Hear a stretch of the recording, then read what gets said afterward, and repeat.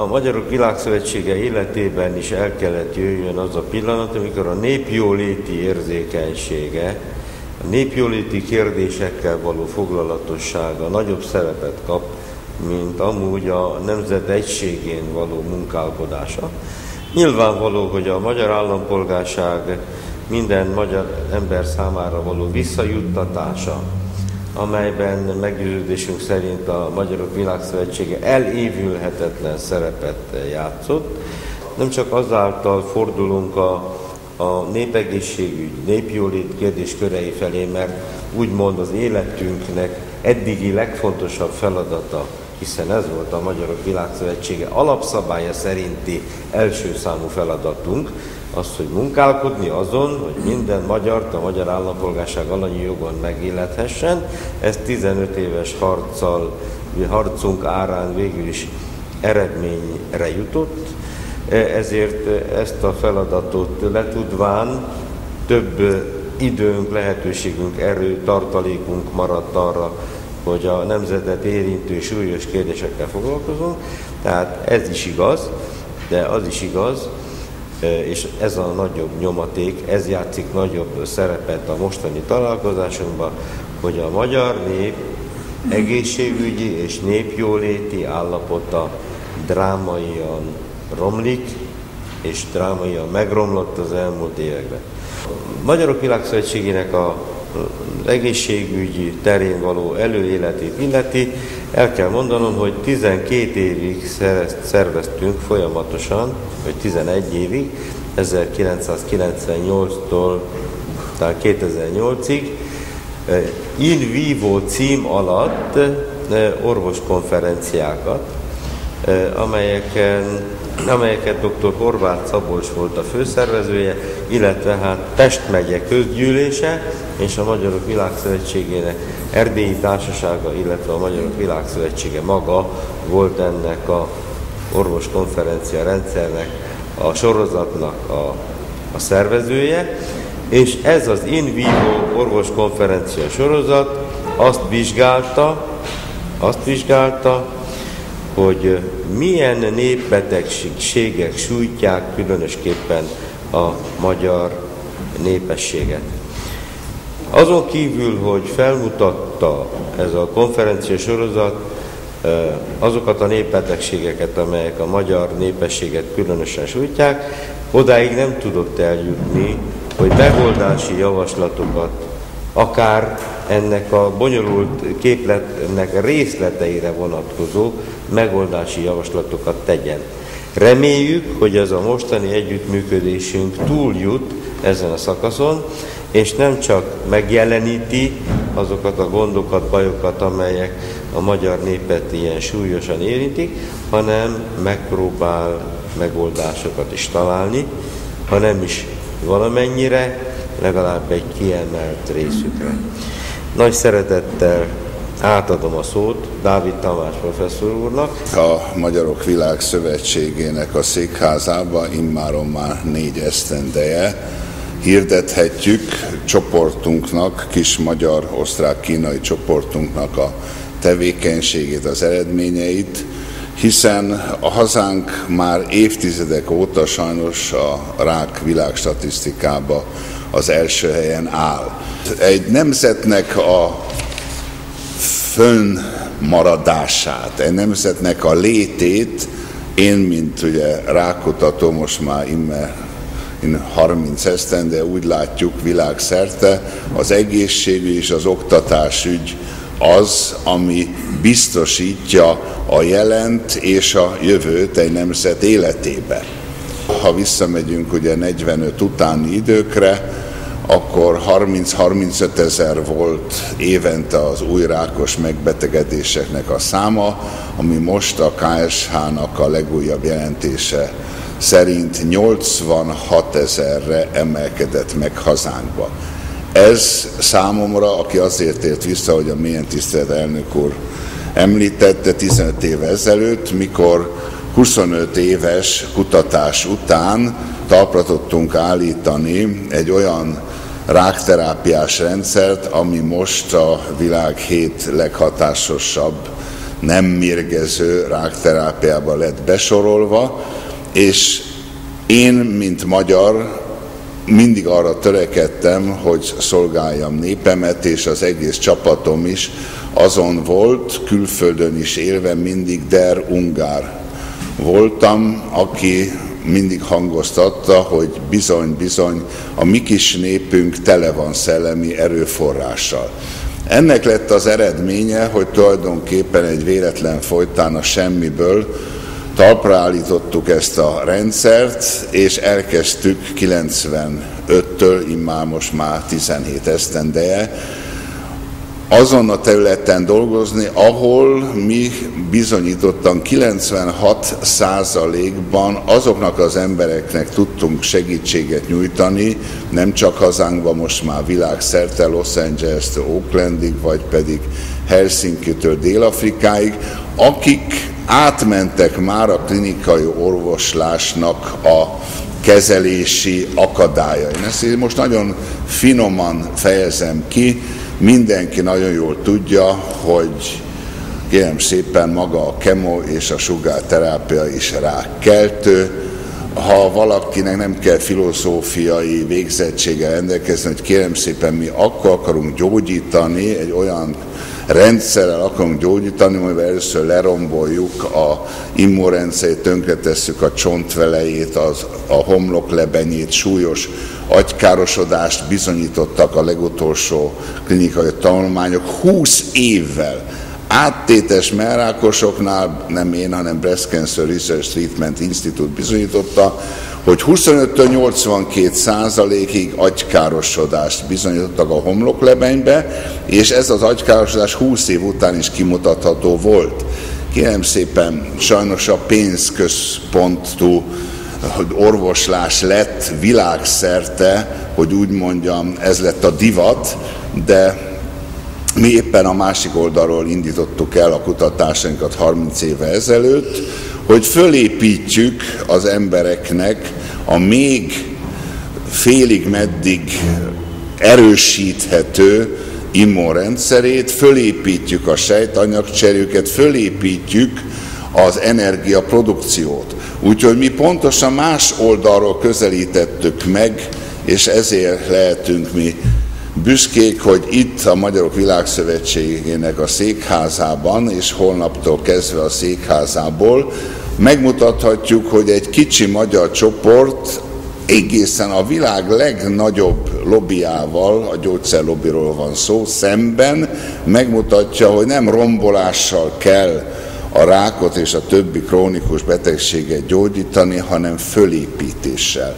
A sejtanyagcsere helyreállításával, a sejtek energiagyárának a károsodását kell, hogy úgy mondjam, rendbehozni, amit nem én, hanem Paul Nursteam, Iland Hartwell Nobel-díjasok bizonyítottak, hogy az összes, és ez nagyon-nagyon lényeges kis hazánkba, a megelőzés, és ahogy a mélyen tisztelt elnök úr hangoztatta, ezt fogjuk majd a 8. világkongresszuson is hangoztatni, amit Demeter Jolán, egy súlyos beteg, akit itt a színház terembe vonszoltak be a gyerekei, zokogva Sepsiszentgyörgyről, csak annyit tudott mondani, hogy kérem segítsenek, tele csontáttéttel mellrákból, és azóta 5 év óta boldogan él, és olyan előadásokat tart a gyógyulásáról, szóval tudás és szeretetnek a harmóniájáról, hogy utána, az előadás után én is ott voltam egyszer Marosvásárhelyen, fölállnak az asszonyok és zokogva tapsolnak neki. Úgyhogy ő mondta egy sajtótájékoztatón itt lent a kávéházba, hogy rák soha ne add fel, van kiút. És számomra nagyon nagy megtiszteltetés és végtelen öröm, hogy a Magyarok Világszövetségének a támogatásával még több magyarnak, vagy még több súlyos beteg embernek tudunk segíteni, hiszen hozzánk olyanok jönnek, akik már tele áttéttel, teljesen lelkileg, testileg szétroncsolva már a halál előtt állnak.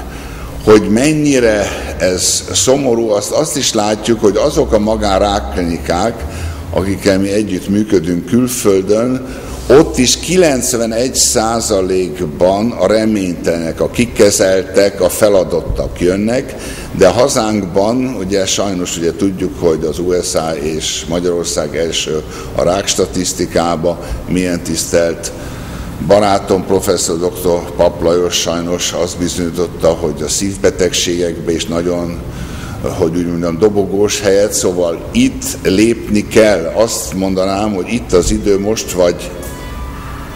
vagy soha. Az első lenne, amiről a mai sajtótáján a lényege, hogy a megelőzés, hogy terjesszük széles körűen, és ezért a legnagyobb tisztelettel és alázat és hálával tartozunk a Magyarok Világszövetségnek, hogy ezt lehetővé teszi, hogy széles körűen megtudják a legutolsó kicsi magyar faluba is, hogy hogyan lehet ezeket a borzalmas betegségeket megelőzni. Mert azt szomorúan kell mondani, hogy a másik oldalon van a világ legnagyobb lobbija, aminek az az érdeke, és hivatalosan is kimondott érdeke, hogy minél korábban, minél több krónikus beteg ember legyen, aki marokszámra szedik a magas vérnyomás, vagy a második típusú diabétesz, vagy más krónikus betegség ellen a gyógyszereket. Úgyhogy ez a legszebb talán, hogy mi erről beszélhetünk egyáltalán, hogy szabadon beszéltünk arról, hogy minden városba kellene egy információs központ, amely már a óvodától kezdve az általános iskolába táplálkozástan, erkölcstan, hittan, stb. Életmód tanácsadás, család alakítás, szóval mind azok a fogalmak, amelyek az erkölcsi értékrendbe is bele kellene, hogy tartozni. Én csak mondok egy egyszerű példát.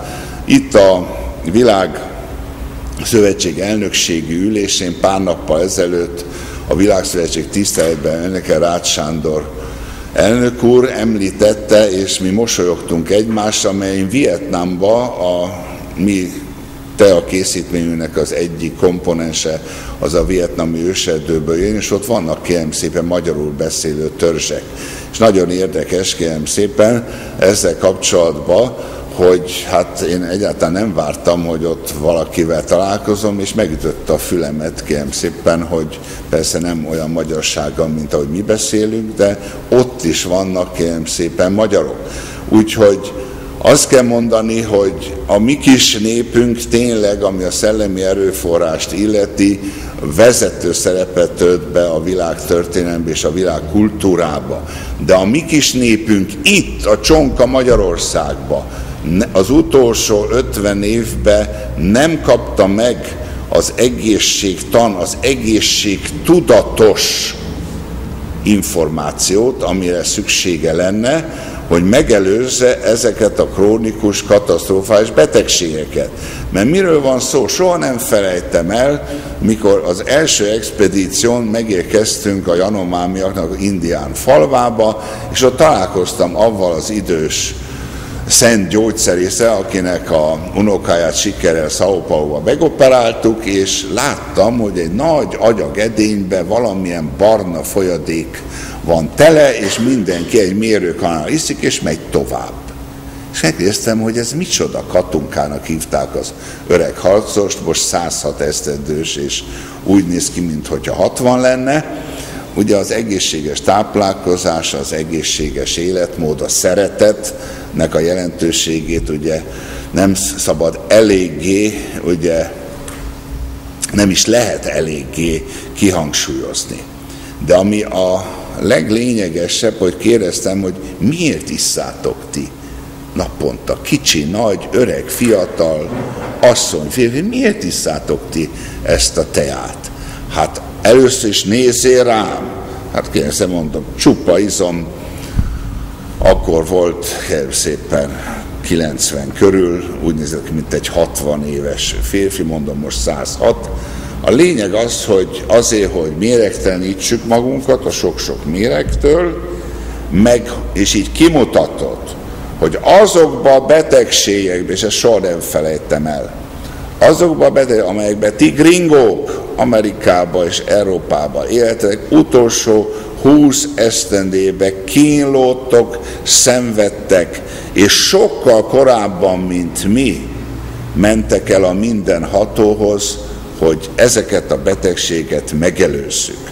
Úgyhogy ezért vagyok én nagyon-nagyon életem egyik legszebb napja, órája most, hogy elindulhatunk együtt, hogy fölvilágosítsuk, hogy minden kicsi faluba az egészségtudatos életre, az öngondoskodásnak a fontosságára, nem csak hazánkban, hanem máshol is az állam kimegy az egészségügyből, mert a lobby olyan gazdasági követelményeket támaszt az állammal szembe, amit az államnak a büdzséje nem tud. Én nem vagyok közgazdász, csak ahogy mint egy egyszerű halandó ezt látom. Úgyhogy nekünk magunknak kell minden nap, amit én 1983-ban Londonban egy világkongresszuson mondtam, minden nap, minden órában, minden percben, minden másodpercben gondoljunk az egészségünkre, gondoljuk, hogy méregtelenítsük, lugosítsuk és immunerősítsük a szervezetünket, az öngyógyító erőinket. 83-ban mosolyogtak ezen a kijelentésemen, sajnos, hogy mennyire mérgezzük magunkat, biztosan ismerik a kedves tisztelt hölgyek és urak azt a mondást, hogyha most egy ember megjelenne, aki 300 éve ezelőtt élt, akkor fél óra alatt elveszteni az életét, mert annyi méreg érint bennünket naponta.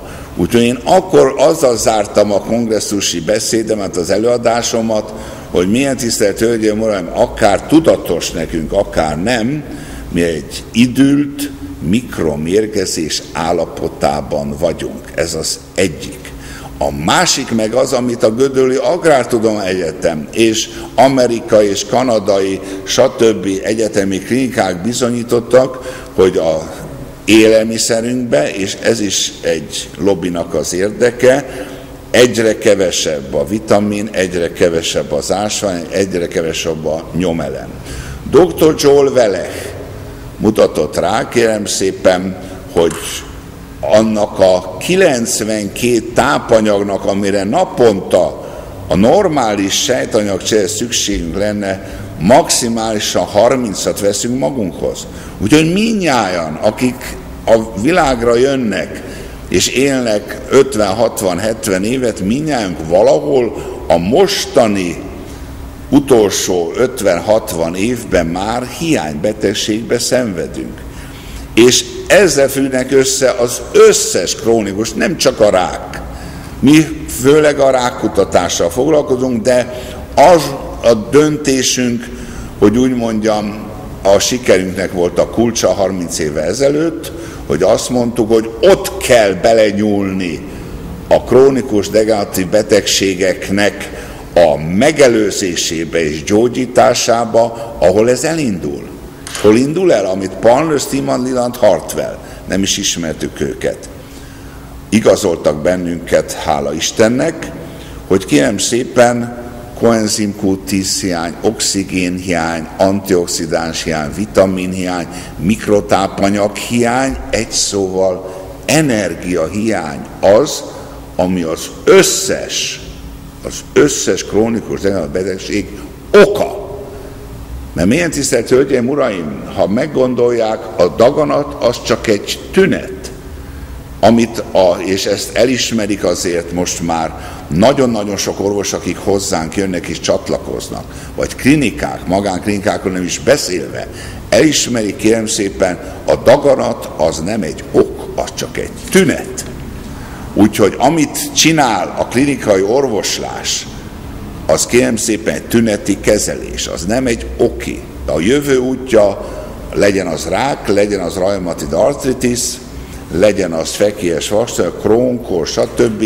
Mi az élők forradalma indult el 2004-ben, mikor Morgan Ward és Burton professzorok, ausztrál professzorok azt bizonyították a Clinical Oncology-ba, az nem egy bulvárlap, az a világ egyik legkomolyabb kutatási újságja, folyóirata, kérem szépen azt bizonyították, hogy az 5 éves túlélés rák esetén 2,1%.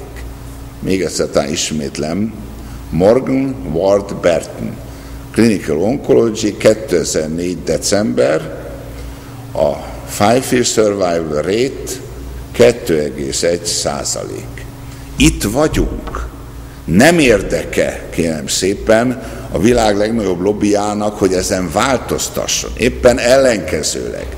Én megragadom az alkalmat, és mindenki tudja, én nagyon egyenes, őszinte ember vagyok. Meg kell mondani, kérem szépen, őszintén, hogy és ezt Rudolf Pekár miniszteri tanácsos, professzor Nikolaj Korpan és professzor Xinyu Ling bécsi barátaim írták azt a sikerkönyvet, ami arról szól, rák, a biológia és az orvostudomány tragédiája.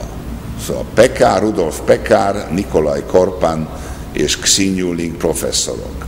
Kérem szépen, ezzel kőkeményen, tényekkel, mert állandóan, hogy azt halljuk evidence-based medicine, amiről szeretnék szintén pár szót mondani, kérem szépen, kőkeményen bizonyították, hogy az utolsó 100 esztendőben egy lobby és a vele gazdasággal összefüggő orvostársadalom mindent megtett, hogy a rákutatás területén azokat az eljárásokat, amelyek nem mérgezőek, és sokkal, 10-szer, 20-szor, 30-szor hosszabb élettartamot, mint a mi rendszerünk is, biztosítanak, hogy azokat megmérgezzék, ellehetetlenítsék, tönkretegyék, rágalmazzák, és megsemmisítsék. A szó legszorosabb értelmében az első áldozat dr. Max Gerson volt, akit megmérgeztek, vagy ott van Raymond Reif, akit szintén megmérgeztek, és a laboratóriumot fölrobbantották.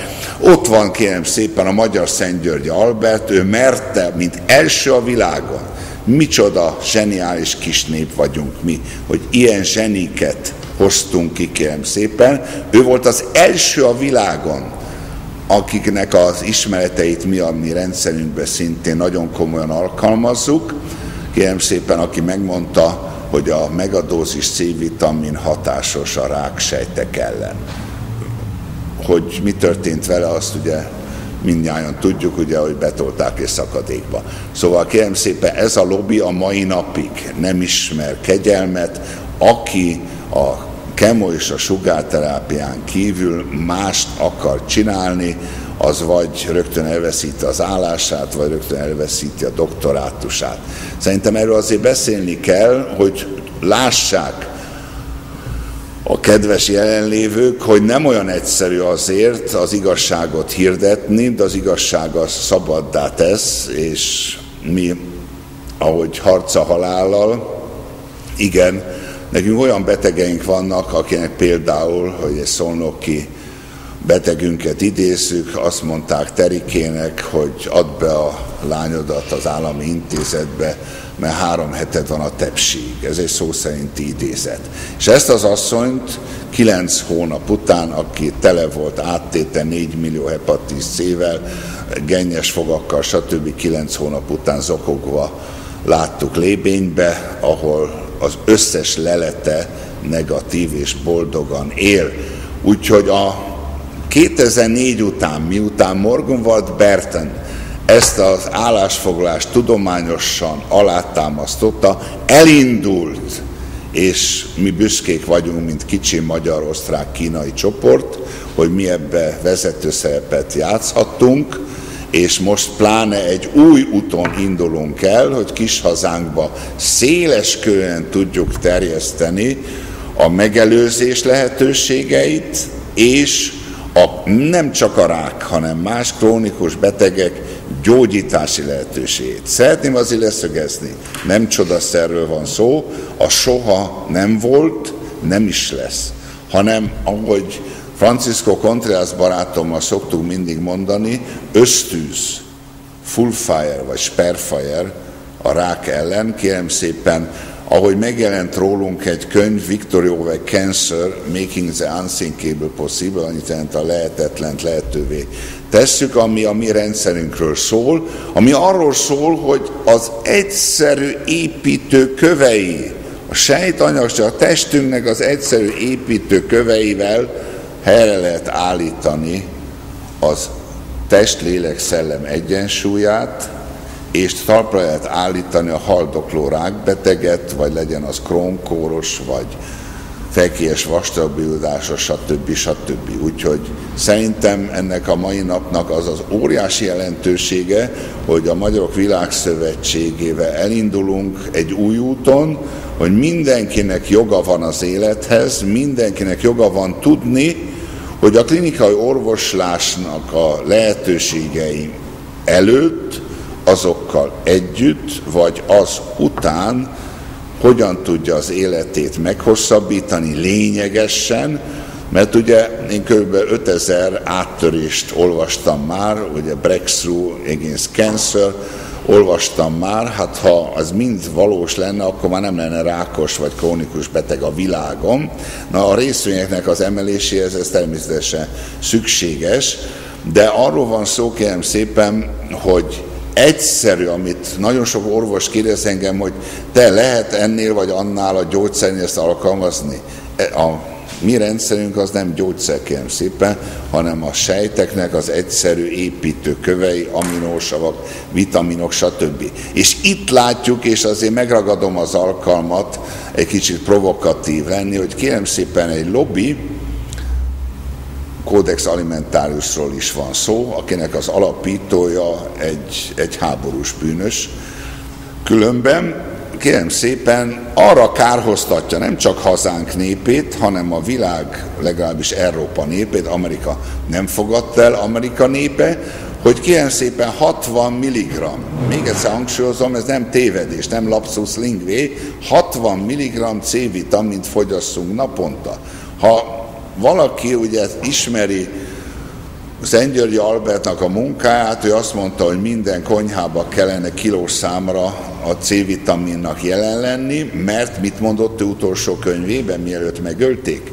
Kérem szépen, a C-vitamin testünk legfontosabb alkotó része, minél több van belőle a szervezetünkbe, annál egészségesebbek, munkaképesebbek, mozgásképesebbek, egy szóval boldogabbak vagyunk.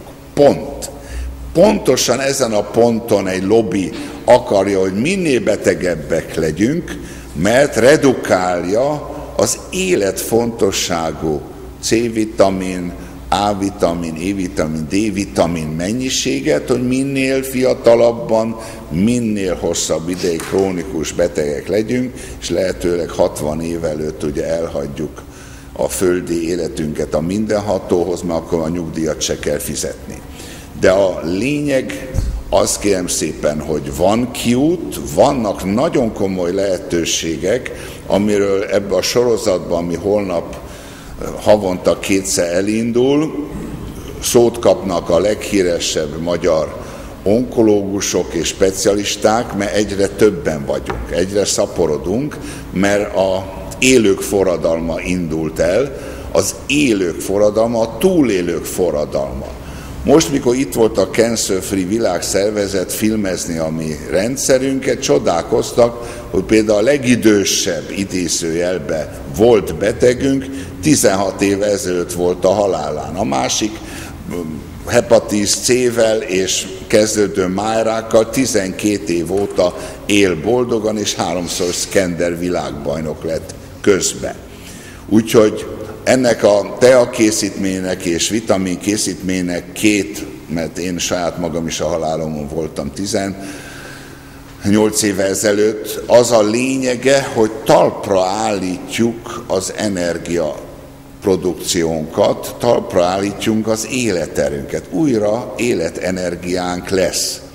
És ezt kell a megelőzésbe is, hogy tudják az emberek, hogy egyszerű eszközökkel meg tudják előzni, fönn tudják tartani az egészségüket, vagy pedig, hogyha mégis szembesülnek ezekkel a borzalmas betegségekkel, akkor nem kell hozzá, a társadalomnak is nem kell hozzá milliókat érő kemoterápia és sugárterápia, stb., hanem egyszerű központokba, amiről most is még a sajtótájékoztatás előtt is szó volt, ami a mi álmunk, hogy itt vannak, ugye tudjuk, a fogklinikák, ahelyett lehetnének járóbeteg klinikák, és akkor az úgynevezett egészségturizmus biztos kis hazánknak is nagyon-nagyon sok valutát hozhatna, de ez szerintem még a jövő terve. Most a világkongresszuson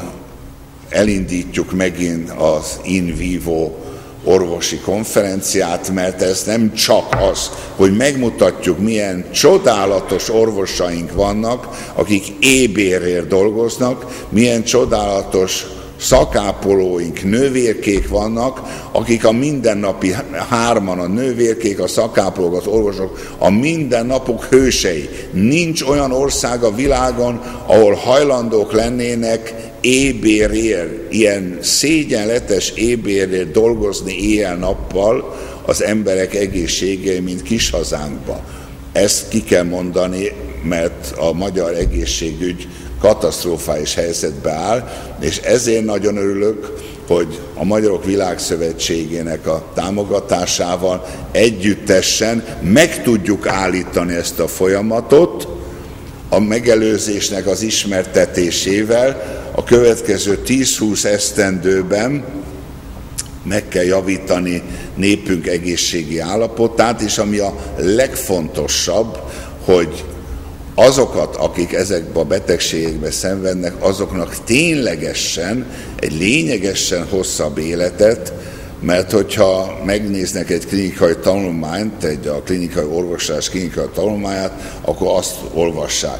Accenttel szemben a Mozaik biztosított 3,8%-kal több élettartamot. Hát az Accent az 2,5 hónapot hosszabbította meg az életét, és a Mozaik a 2,5 hónapnak a 3,8%-át. Mi évekről beszélünk. Az élőknek a forradalma, az élők a mi evidence-based medicine, az élők a tényeken alapuló. Ez, ami a holisztikus onkológiának az alapja, az okiterápia, a megelőzés és a gyógyítás, a nem mérgező gyógyításnak a hirdetése, nem csak hazánkban, hanem most a Magyarok Világszövetségének a támogatása világszerte megismerik az emberek, hogy milyen lehetőségek vannak a megelőzésbe és a gyógyításba. Újból lesz in vivo orvoskongresszus, és ez az orvoskongresszus immár nem csak augusztus 15-e és 20-a között fogja majd itt megtartani ebben a házban a maga előadásait, hanem megpróbál tovább is lépni a Magyarok Világszövetsége szervezésében, és úgy, ahogy a professzor úr nyomatékkal mondta, természetesen a klinikai gyógyászattal előtt, után, közben, amellett szeretnénk valóban abba az irányba elmozdulni, hogy ez a borzasztó szám, ez, hogy 35 000-ről 86 000-re felugrott az elmúlt években az évente újonnan rákban megbetegedő emberek száma, ez egy, hát ha belegondolunk, hogy egy rákos beteg azért átlagban él 2-3 évet, nem? Na, hát azt jelenti, hogy 200-300 000 ember Magyarországon rákos beteg a 10 millióból. Hát ez hol? Több még. Sajnos 500 000 van. De mit mondott Henry Kissinger 1974-ben? Ez hiteles. Egyértelműen, the highest priority has in the world the depopulation, magyarul a népirtás. És ez folyik világszerte. Mert mit mond a Bilderberg csoport képviselői? Kérem szépen, azt mondják, 7 milliárdról csökkenteni kell 500 millióra a világ népességét. És ugye 3 lehetőség van a csökkentés, ezt meg is mondta a Kissinger, ugye a mérgezett étel, hát azt látjuk, ugye, ide hozzák Európa szemetét is, tele van nátriumglutamáttal, például biztosan tudják mindjárt, hogy a nátriumglutamát rendkívül ízletessé teszi az ételt, ezzel már a fiatalokat becsalogatják, ugye, az ő rendszerükbe, hogy minél előbb aztán krónikus betegek legyenek. Azt is biztosan tudja mindenki, hogy a McDonald's egy újságíró, egy kolléga, Amerikában egy hónapig reggelit, 10 órait, ebédet, uzsonnát, vacsorát a McDonald's-nél evett, meghalni nem ad, de súlyos beteg lett. Ez nem ad meg, ez filmet is csinált róla, kérem szépen. Meghízott. Igen, a magas vérnyomás, szívinfarktus rizikó, stb. Diabétesz, másodlagos, stb. Szóval kérem szépen, arról van szó, hogyan lehet az emberiséget csökkenteni, megmondta Kissinger, mérgezett táplálék, mérgező gyógyszerek, hát ezt látjuk a kemonál. Azt se titok, kérem szépen, hogy a kemonak a bevétel több 100 milliárd vagy trilliárd dollár, több, mint a olaj, a kábítószer és a fegyver együttesen. Együttesen nagyobb a bevétel. A másik pedig, kérem szépen, az ugye jobban a harmadik, a második ugye a mérgező gyógyszerek, ugye látjuk a mellékhatásokat. Én mondok egy eset, amit a párommal együtt nagyon jól tudunk, kérem szépen, hogy például bőrrák ellen új csodaszer, már be van tiltva Amerikába, itt alkalmazzák boldog-boldogtalannak, én 3-szor tiltakoztam a televízióban, semmi hatás, ugye, mit érdekli az őket, ez érdekli. A lényeg az, kérem szépen, hogy az első mellékhatása a bőrrák ellenes gyógyszernek bőrrák. Hát gyerekek, hol vagyunk mi? Épeszűek vagyunk mi? Akkor jön bélátfúródás, egy ilyen lista, bemutattam az EHO televíziót, egy ilyen lista, a végén van a hirtelen szívhalál. Persze Jancsi bácsi vagy Juliska az ilyen pici betűkkel írt mellékhatásokat, neki azt mondják, új amerikai csodaszer, írjad alá, meg fogsz gyógyulni, ha nem írod alá, nem operálunk meg, meghalsz. Szóval megzsarolják a beteget. Nagyon sok beteg, például egy professzor barátom, preventív besugározták vastagbérákkal a hasát, elégették az egész hasát. 8 életmentő műtéttel, most meg tele van tájoggal, a halállal küzd, kérem szépen. Egy orvos professzort így kezelte. Akkor mit várunk? Egyszerű halandók. És ezért nagyon fontos, hogy tényleg a legutolsó faluba elvigyük, hogy nekünk magunknak kell az életünket a kezünkbe venni. Ez az egyik. A másik, amit mondott, hát kérem szépen, ide hozzák például egy példa csak, én mondom, nem vagyok diététikus, de az a sárgarépa, amit a Tesco-ba lehet kapni, az életében nem látott földet. Azt Hollandiában vegyszeres vízbe tenyésztik. Az olyan szép nagy, és az olyan szép sárga, ugye? Vegyszerekkel. Vagy például a ételek ízesítésére külön laboratóriumok vannak, amelyek azzal foglalkoznak, hogyan lehet még ízletesebbé tenni a lehetőleg a legolcsóbb, legvackabb vegyszerrel, mint például látom, vagy aszpartám. Az aszpartánipar óriási. 5000 táplálékban volt, lehet, hogy most is van aszpartám. Az aszpartám súlyosan rákkeltő. Szóval látjuk az élelmiszeripar, mit mondott egy...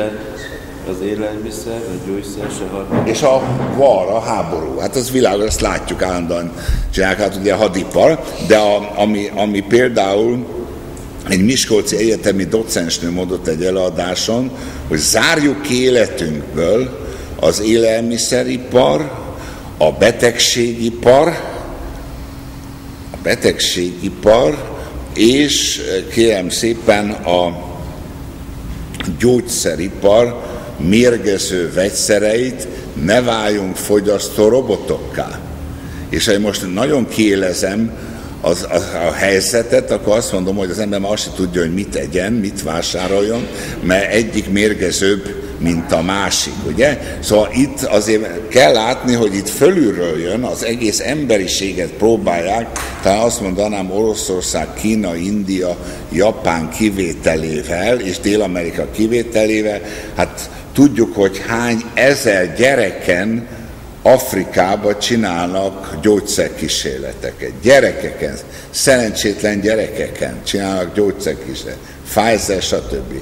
Megbüntették $5 millió, azt kifizette a zsebből, és kész. Csinálják tovább. Szóval itt tényleg azt kell mondani, nem csak hazánkban, hanem globális, tervezett, tudatos népirtás folyik. És ezért is kell föllépnünk annál keményebben, és ezért köszönöm, hogy összejöttünk, hogy elindulunk azon az úton, hogy legalább mi, akik ugye szeretik ezt a kicsi drága népet, mi megtegyünk mindent életünk végéig, hogy segítsünk egymásnak, fogjunk össze.